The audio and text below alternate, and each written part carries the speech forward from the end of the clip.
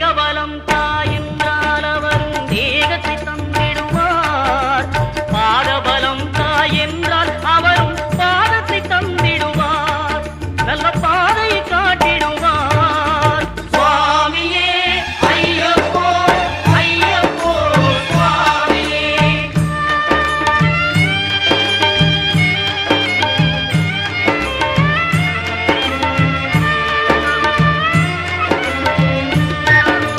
சபரி பீடமே வந்திடுவார். சபரி அன்னையை பணிந்திடுவார். சரஸ்வதியாரில் கன்னிமார்களும் சரத்தினை போட்டு வணங்கிடுவார். சபரிமலையினரை நெருங்கிடுவார். 18 படி மீது ஏறிடுவார். கதி என்று அவனை சரணடைவார்.